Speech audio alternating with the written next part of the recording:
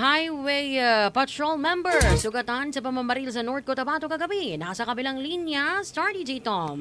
Sugatan sa pamamaril ang isang miyembro ng Highway Patrol Group ng hindi pa nakikilalang sospek habang nagsasagawa ng operasyon sa kahabaan ng National Highway sa bayan ng Matalam sa North Cotabato kahapon araw ng Martes ng gabi, Mayo 12. Kinilala ang biktima na si Noel Dimate, nakatalaga sa North Cotabato Provincial Highway Patrol Group at residente ng Pigkawayan, Cotabato. Batay sa ulat ng pulisya, nagsasagawa ang grupo ng anti-carnapping operation sa bahagi ng Round Ball, poblasyon, nang bigla na lamang umanong lumapit ang sospek at agad na pinaputukan ang mga operatiba.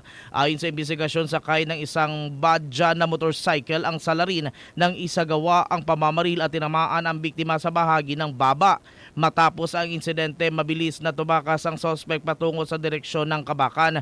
Agad namang naisugod sa ospital si Dimate upang mabigyan ng lunas habang patuloy ang inilatag na manhunt operation ng mga otoridad sa mga karatig bayan para sa agarang pagkakadakip sa sospek. Patuloy naman ang investigasyon ng kapulisan sa posibleng motibo ng pamamaril, kabilang ang posibleng kaugnayan nito sa kampanya laban sa karnapping sa lalawigan.